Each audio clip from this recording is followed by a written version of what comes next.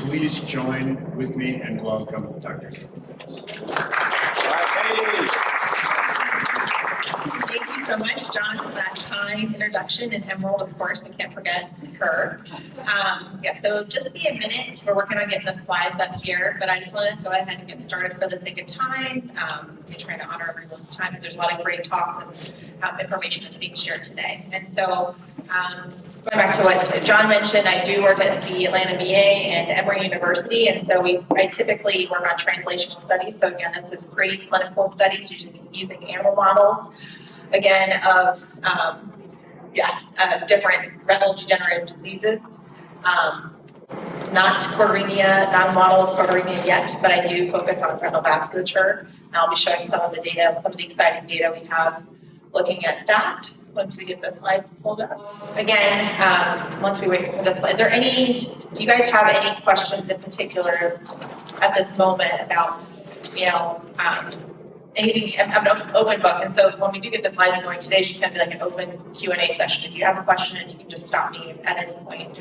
But typically, so what we're going to talk about is different supplements, such as AREDS and AREDS2. I know a lot of you have probably heard of those, and so those are an antioxidant blend. And so it's been a trial since 2001, a clinical study. So they've recruited over 4,700 participants in that study. And so what they found was with these AREDs, so that's a mix of vitamin E, D, C, and we'll have the whole list once things get popped up, and zinc, as well as zeaxanthin and lutein. And AREDS2, the important part of these vitamins is that there are two formulations. So AREDS1 was developed first, and after we went through the clinical trials, they discovered that the extra beta-carotene actually increased the risk of lung cancer in patients that were smokers, either current or previous. So if you are a smoker and you had smoked and you stopped, the AREDS2 formulation is the better one for you, because it does not contain that beta-carotene, which can increase your risk of lung cancer. And we'll talk about this all once the slides pop up. But then, what is it about these vitamins and these antioxidants? Well, again, going back to those talks from this morning, it's because your cells, with choroideremia, your retina is not able to produce and regenerate the fats and the lipids that it needs to. So adding in these extra vitamins and supplements helps support your retina and also your whole body too. So that's just some tidbits about the AREDS and AREDS2 formulation. There's also a supplement that we've done some studies on in our animal models of retinitis pigmentosa, so an RD10 mouse model. And so that mouse model, are reflected in patients, that degeneration occurs very fast. It's a very fast onset of blindness. And so in our mouse model, treating them with TUDCA, it's a TUDCA, so I'll put in the name box, so we'll talk about it exactly. But anyways, this supplement actually reduces cell death. It helps support your life. So that being said, we have an urgent need to develop effective treatments, which we heard some really great talks this morning about. And also, to speak to those talks this morning, there are similarities across retinal diseases. And so there is photoreceptor degeneration, there is vascular dystrophy, there is protein mistrafficking. And so even though some of these studies are done in models of retinitis pigmentosa or glaucoma or diabetic retinopathy, it doesn't mean that they can't be applied across all diseases. There are similar phenotypes with all these degenerations. So maybe if some treatment works for one, it may be applicable to another. So that's kind of like why I selected this that I talked about this morning. Okay, so when I talk about nerve protection, I mean retinal structure and functional preservation.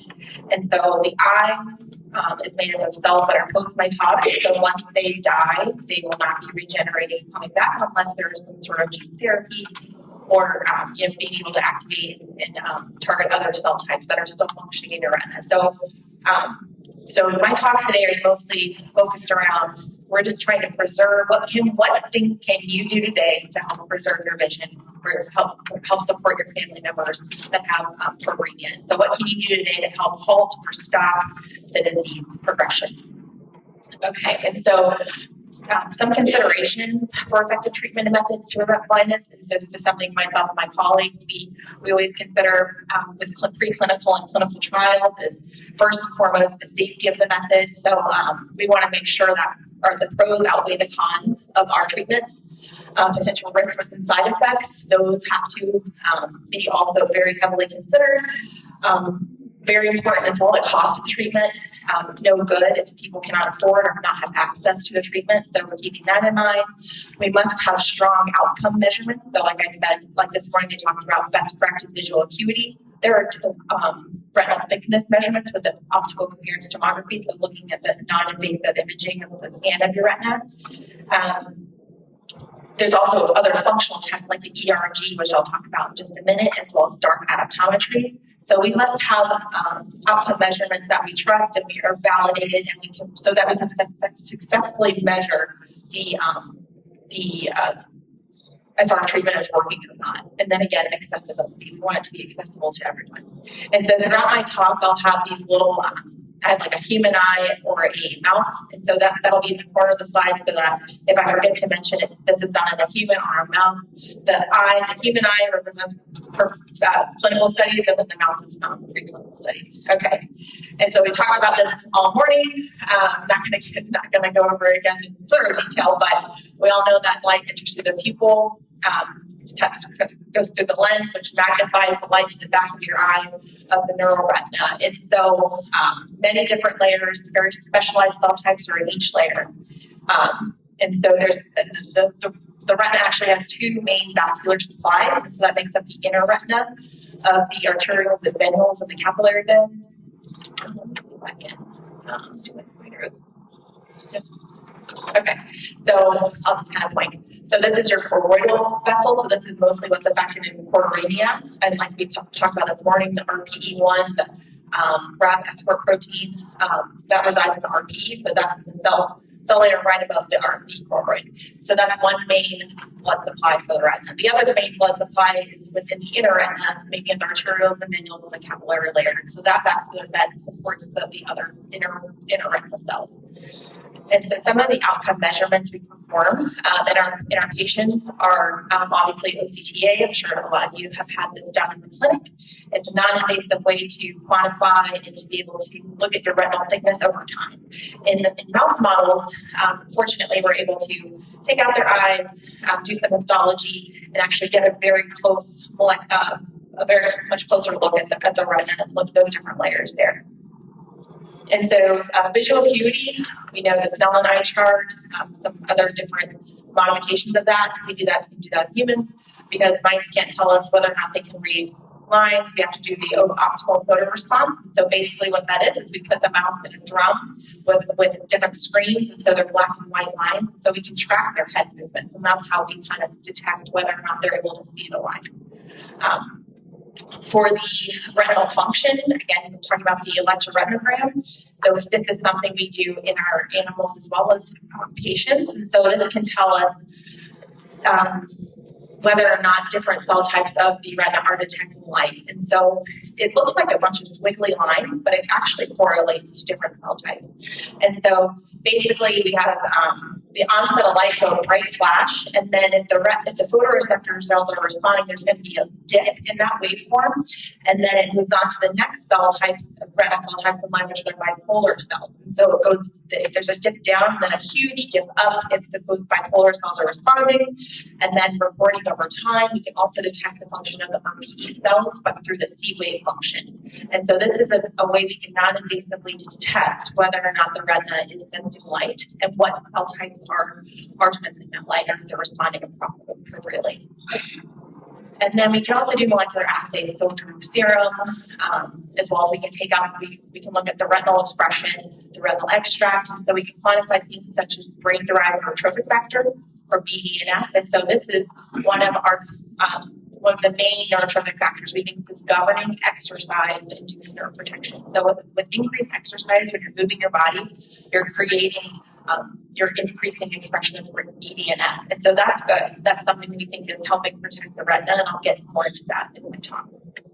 And again, if you have any questions, just stop me. I'm happy to answer anything. Okay, so Going back to the ARED study, there's two different formulations, like I mentioned.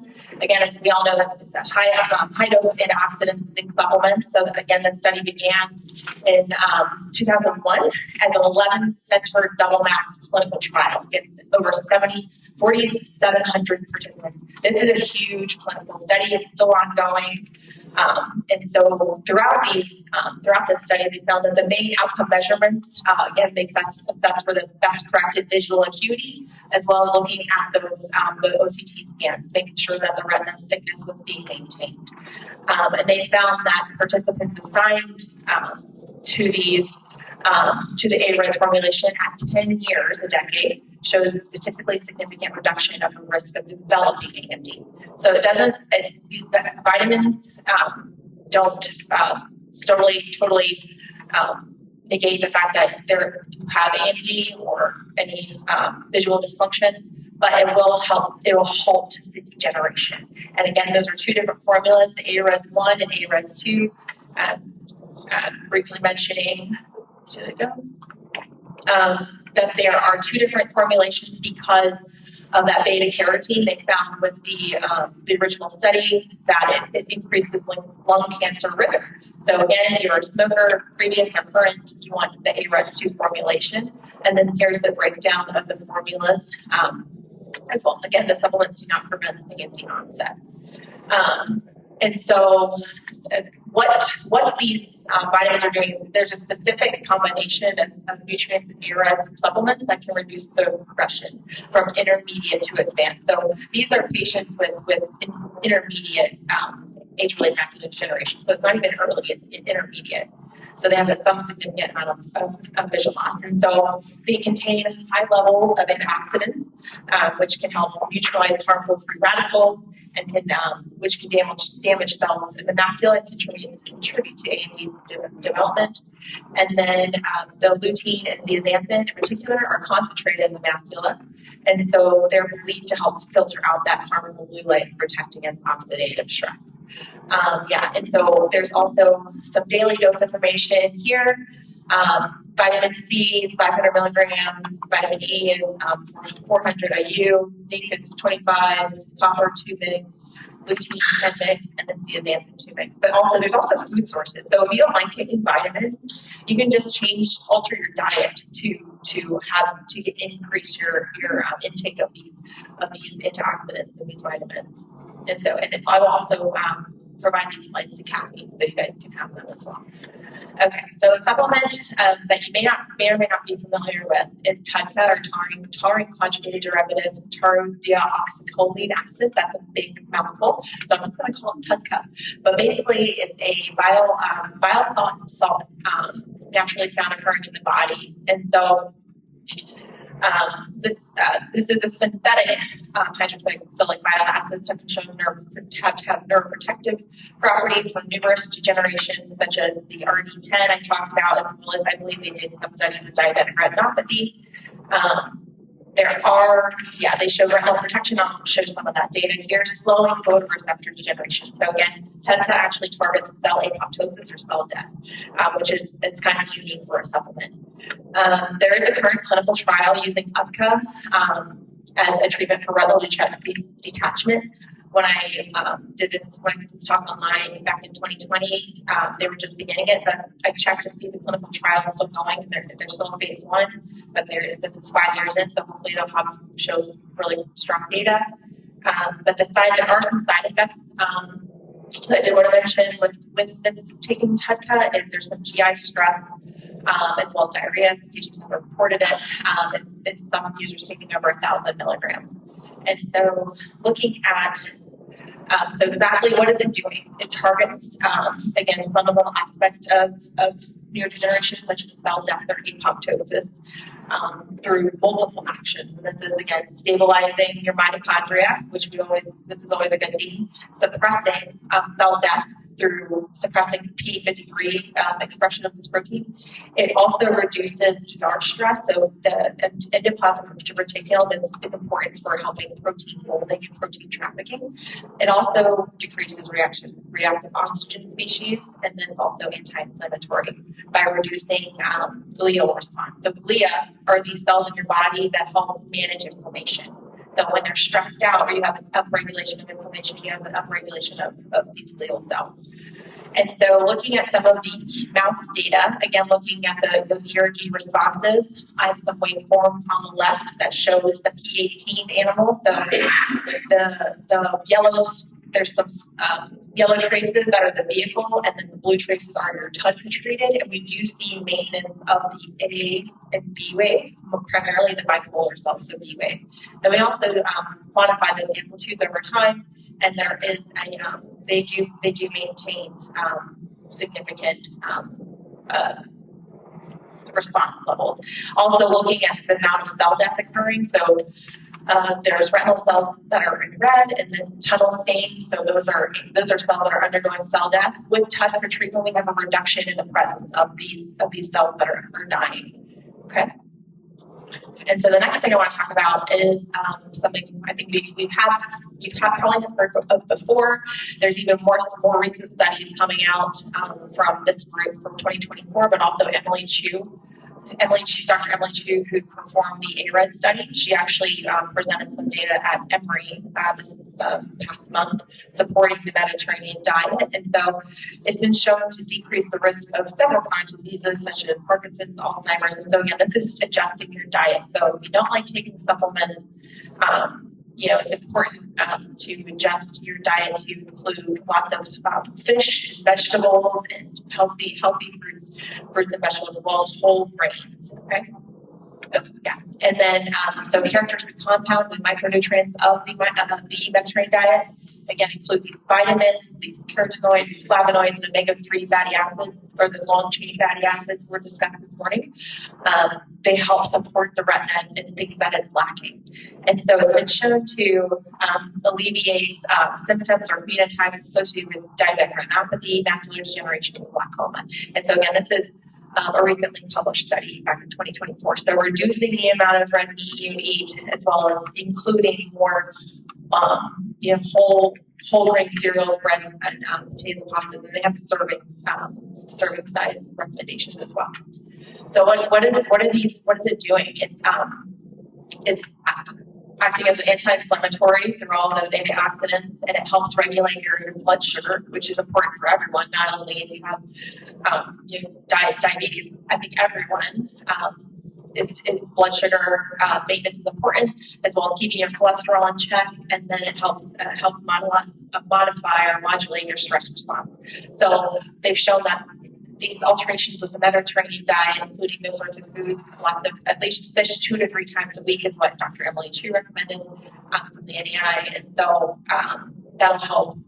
That's been shown to help improve patients with age-related macular degeneration.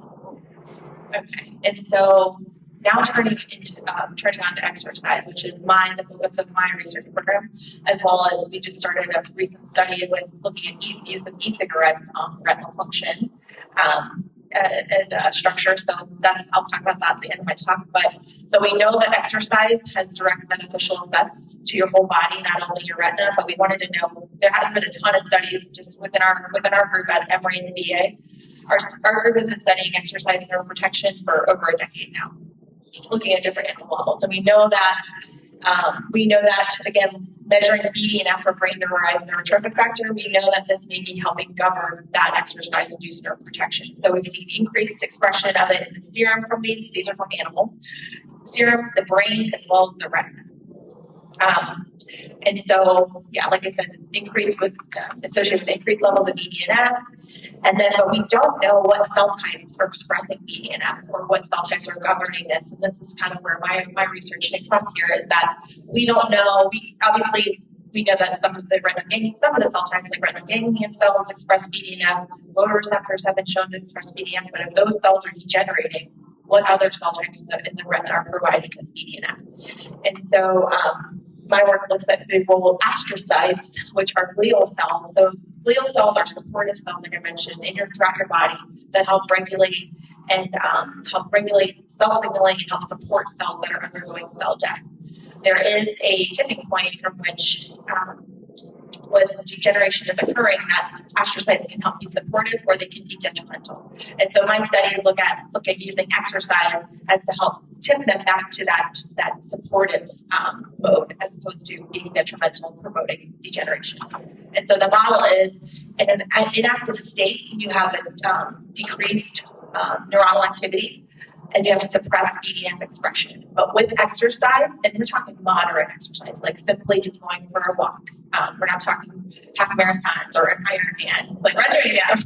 We're simply walking, if you can, or getting on a stationary bike. That's what we're doing right now in our clinical study. So any exercise at all. So in an active state, we have an increased neuronal activity. And so with an inactive state, we'll have decrease. We've looked at the effect of exercise have on these glial cells, these astrocytes, because they are responsive to physical external exercise. So with no exercise, you're going to have decreased branching or morphology. So they're going to look different. They're going to be atrophic. They're going to have less interaction with other cells. There's also going to be a reduction in these cells of brain-derived neurotrophic factor, and then we can also see breakdown of the blood-retinal barrier. And so once you get breakdown of that means these layers are very specialized, like I mentioned. And so if they're not signaling or they're interacting with cell types they shouldn't be, that can be detrimental to the retina as well. So breakdown of that blood-retinal barrier is not good. But with exercise in an active state, we'll hopefully see retinal cell survival, synaptic plasticity. So what that means is increased branching or increased morphology of those glial cells, and then preserve vasculature. Okay. And so just, again, proof of concept or principle. So we exercised our mice for 3 weeks, and then we induced retinal degeneration with bright light. This is the model. So this is the model of RP, or age-related macular degeneration. And so we exercised them for 2 weeks, induced retinal degeneration, and then exercised an additional week and performed those non-invasive tests again, looking at retinal function. And with exercise, we do see preservation of that A and B wave, shown in this blue trace. So there is responses from the photoreceptors and bipolar cells that we don't see with our mice that were not exercised. And so we can also quantify those amplitudes. They're showing statistical significance. And then, so with these being mice, we can take a look at what those astrocytes look at.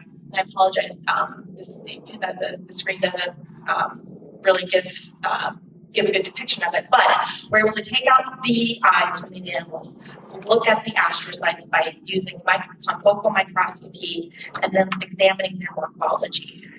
So we're able to do that. And so here's what some of those cells look like when they're isolated. So in an inactive dim animal, so a healthy animal is not exercised, you can appreciate that there is some branching going on in the cell versus an animal undergoing degeneration that is not exercised. There's significantly less branching. They're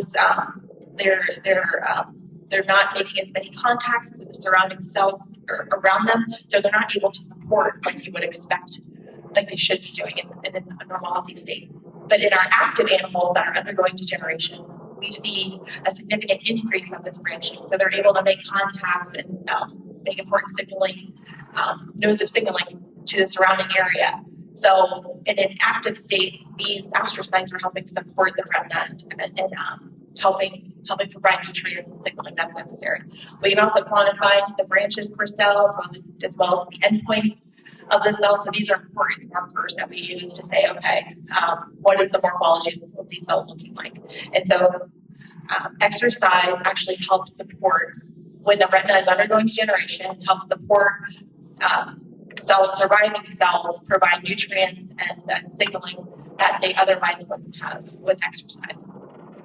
And so another interesting thing we can do using mice is we can isolate individual astrocytes as well and look at what sort of their expression levels of brain-derived neurotrophic factor, which again is an important signaling molecule. And so with exercise, isolated astrocytes have increased expression brain-derived neurotrophic factor, that important neurotrophic factor we think is governing exercise-induced neuroprotection. They also have, there's different, to help the signaling cascade of BDNF that also has a receptor. And so looking at levels of that is also important. So with exercise, we see a suppressed expression of one of its isoforms, truncated. So it's a shortened isoform. It can't complete the signaling cascade properly. So with exercise, that reduces that. So truncated isoform of TrkB, its high affinity receptor, has been shown to promote cell death, which we don't want. But with exercise, it helps promote expression of its full-length receptor. So that's good. So exercise helps promote BDNF expression as well as its high affinity receptor and its full length. So that's all good. Okay, so now we're talking about the retinal vasculature. We know that the structure of the retinal vasculature is optimally designed to meet the constant metabolic demands. This is one of the most highly mitochondrial centric cells in our body, your photoreceptors are, because they're constantly having to sense your surrounding environment. We all know that. And so there's constant metabolic demands that occur from these cells. But a lot of the studies in the past that have looked at different animal models or of photoreceptor generation have primarily focused on the photoreceptors. That's what's degenerating, that's what's dying. There's been minimal studies actually targeting the actual vasculature and how, what's going on with that. It's been known as a secondary insult to photoreceptor degeneration, which is this with the photoreceptor loss that being the primary insult. But actually, the vasculature is also degenerating at the same time as the photoreceptor degeneration. And so we wanted to know what the effect of exercise was on the vasculature. So doing a similar study before, we know that astrocytes are helping support the retina with exercise. And without exercise, astrocytic support is not occurring. But we wanted to know what was going on with the retinal vasculature. And so there's been one published study looking at exercise and actual cortical laser injury model. So they're actually taking laser, zapping the choroid, and so that's their model of AMD or potentially being choroideremia, if you think about it. But they actually show that exercise helps suppress macrophage recruitment. So helping suppress that inflammatory response, exercise helps suppress that response. And so my lab wanted to know what the effects of exercise were on the retinal vasculature in this model of retinal degeneration. And so we can do that non-invasively. We can do that through, similar to that OCT scan you're getting, there's also an angiography portion of that. And so we can not only look at the superficial, some of the vascular layers at the front, but also the intermediate and deep and back of the eye. And so here, again, our 4 experimental groups, we have an inactive group, an active DIM, so an animal that's exercising but not undergoing degeneration, as well as an inactive light damage group, and then an active group. And so with that, we can see with our inactive light damage group, we see atrophy of the vasculature versus our active group that is undergoing degeneration has statistically similar, my graphs aren't showing up, that's okay. They have statistically similar quantifications or morphology as those animals not undergoing degeneration. So exercise is helping preserve the vasculature, vascular perfusion, if you will, in the superior complex. And then taking a look at the more intermediate deep vascular complexes of the retina, in our inactive light damage animals, we see decrease, we see a detriment of the vasculature, we see less branching, less endpoints, as well as there's this term called lacunarity, which means it means gaps in a tissue. And so we see an increase of lacunarity in our inactive light damage animals versus our active animals. We see just just looks like normal morphology of the vasculature. So exercise is helping maintain vascular morphology in these animals. We then are able to do a non-invasive test called functional hyperemia, and that is a way to see if the vasculature is responding to, is helping blood flow throughout the retina. And so how we do this is we take an animal, put it on an imaging device, and then flash really fast flickering light in their eyes. And over time, the vasculature will help pump, we're activating the photoreceptors. we're demanding the retina to have blood supply flow through it. And so with that, we're able to record over time, okay, we can measure how much the venules and the arterioles are dilating over time. And so with exercise, we found that the arterioles and venules are actually dilating as they should with exercise versus inactive animals that are undergoing degeneration. Their eyes are not, their vasculature is not as responsive to flickering light. And so this goes to say that our exercise is helping increase blood flow to the areas of the retina that are undergoing degeneration, which is helping support the retina. So once again, exercise is important not only for your glia, obviously your photoreceptors, but your glial cells, which are your inflammatory cells, but also your vasculature to help support blood flow and getting oxygen and nutrients to the retina. Okay, and so now I'm going to talk about our clinical study. So this is done in our participants. So we're recruiting veterans with age-related macular degeneration. And so just trying to keep on time here. We know there's different forms of the disease. We're recruiting both people with dry and wet AMD. So we know that exercise is a therapeutic intervention that does not require FDA's approval or special equipment, which is why we really like it. Okay, and so far, this is just a look at the number of participants we have. We've had 3 people complete the study, so it's a 6-month long study. They're exercising 3 times a week on a stationary bike. And then they come in at baseline, midpoint, and then the 6-month point for their visual test as well as their cognitive test, as well as we do a blood draw. We do a pretty hefty blood draw, so we're drawing their blood, looking at that media expression while they're exercising. And so I can show you some of that data. But this is an hour a day. Again, their own intensity. We're not going to tell somebody, okay, you have to go as hard as you can. These are veterans, and they have a visual disability. So as hard as they can, that's what they're going to do. So it's all in their own pace. So some of the outcome measurements we're doing is a low luminance questionnaire, and this is developed by Cynthia Owsley at the University of Alabama at Birmingham. So basically what it is I read them this 32 questionnaire. It just gives me an idea, gives us an idea of quantitative measurement of their relationship with light settings. And we do this at baseline, 3 months, and 6 months. And so some of the things we measure are driving, extreme lighting, mobility, emotional distress, general dim lighting, as well as peripheral vision. And just in short, we found that participants who are exercising had an increased score, which is good, means no difficulty, had an improved score with all of these subsets of things we're measuring. So they had a better, they have a better relationship with extreme lighting, mobility, general dim lighting, peripheral vision, as well as driving. And then we also perform contrast sensitivity. And so we see an improvement in a couple of our participants with exercise. So their contrast sensitivity is slightly improved. And then another test we're doing is the ADAPT-DX or dark adaptation test. And so what this does is because the ERG wouldn't give us a great output or good measurement, if you will, this test does. So what this test basically is doing is it's giving us, it's stimulating how long, it'll tell us how long it takes the participant's eyes to adapt to darkness after being in a brightly lit room. And so it's a 6.5 minute long test, and so it's a bright flash of light, and then the participant will hit a button once they see a dimmer flash, and it's basically a 3 up, 1 down test. So we're able to see, okay, how long does it take for their eyes to dark adapt? And so we do see some improvement of this dark adaptation time in 2 of our participants. And so this is pretty exciting.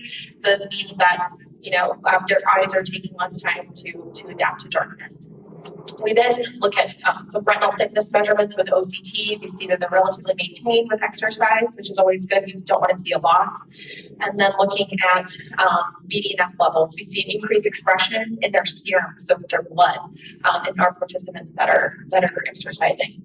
Okay, so I don't want to go over time. I just want to briefly talk about this. So we have an ongoing study we just started last month using mice, looking at the effects of e-cigarettes. We know that there are detrimental effects of cigarette smoke on traditional cigarette smoking with incidence of AMD. And so I would go to say that that's probably the same for choroideremia as well.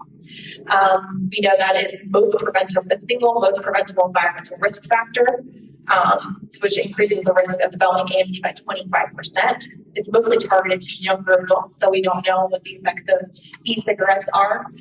They're globally promoted, as we all know, and they're mostly been used as a cessation tool, but people actually, there's more nicotine in them, so they're way more addictive.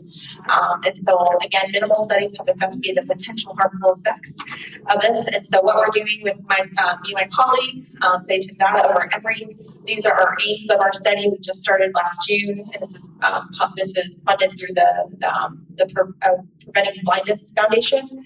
And so we're looking at the effects of smoke or e-cigarette smoke on retinal function, structure, and then also looking at smoking cessation. So nobody's quantified how much nicotine is actually reaching your retina. And so that's what we're going to do. We're also going to see what happens even after you stop. How long is that nicotine lingering in your retina for? And then we're also going to look at some gene expression, as well as look at the inflammatory response. Okay, and with that, I'd like to thank all of you for your attention, and thank you so much for allowing me to be here today to talk about our exciting research. I'm always open book, so feel free to reach out to me anytime, any questions you have. If there's anything I did not cover, happy to answer those questions as well. And I'd also like to thank my lab. So wouldn't be able to be here or do any of this work without all of them, my collaborators, the exercise support, the Atlanta VA, and then also our funding. So, and I'm happy to take any questions you may have.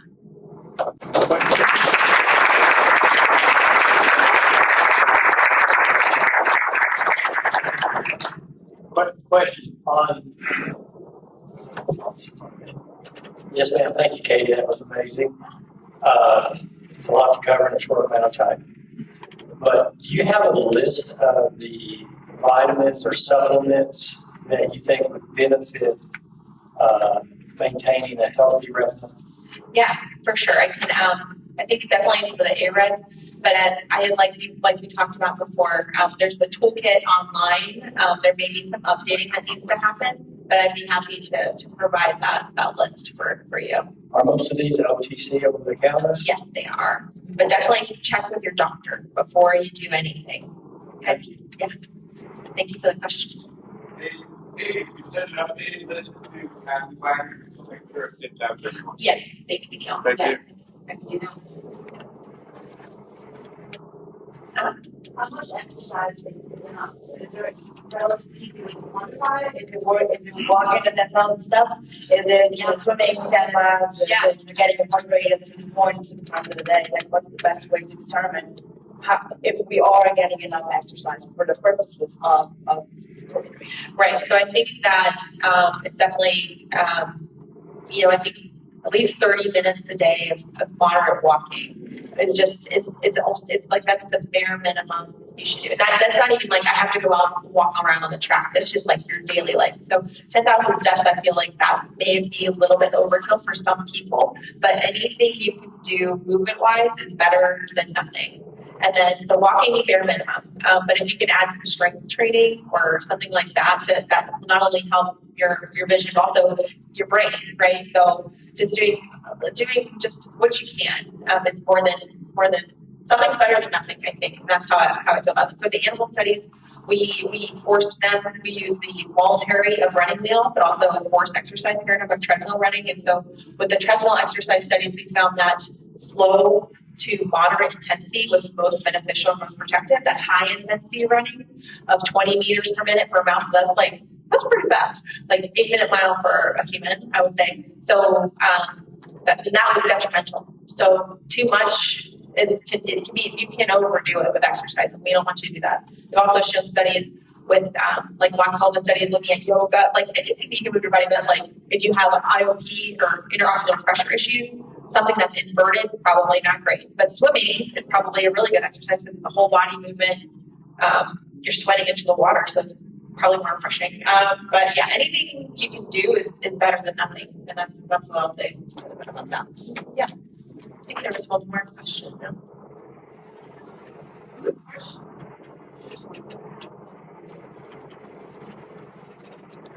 about how you feel about the difference between like a multivitamin and the AREDs. Can you specify what the difference is and how, what the ARED seems to be the gold standard? Yeah, they are, because they are specifically designed for patients with retinal diseases. And so what we found is that those vitamins in particular, that specific combination is what the retina is lacking and what it needs. It's probably with a regular multivitamin, it's still great. Again, something is better than nothing, and if that's what you can definitely take that, but you may be missing some of the specific requirements or guidelines for the amounts of like lutein and zeaxanthin or things like that. So they may have a higher dose on with the AREDs than they would with your normal multivitamin. So that may be the difference there. But definitely cross check. Because you can just do that right there in the aisle at the store is check the amounts, and if the multivitamin covers everything, that specific one you want, then take that. It should be okay. But I think the AREDs just gives you a little bit more of an edge, increased of the amount of dosage for each one of those specific vitamins. Does AREDs have a commercial name like a name brand that you could go and tell you this is made by ABC? Yeah, that is what it's called actually. AREDs and AREDs too, over the counter. Yeah, I don't think they have an off brand, but they do have the AREDs and AREDs too. Yeah. And again, if you're a smoker or you're a previous smoker, AREDs too, it's for you. So even if you smoked like years and years ago, like over a decade, Yep. or you still should do the AREDs too, Yes. regardless. Yep, just to be on the safe side. Yep, because even though your lung cells regenerate over time, you definitely don't want to take a risk. So, yeah, AREDs too. Yep. Okay. If there's no more questions, always reach out, email me. Happy to help. So thank you so much. Thank you, Katie.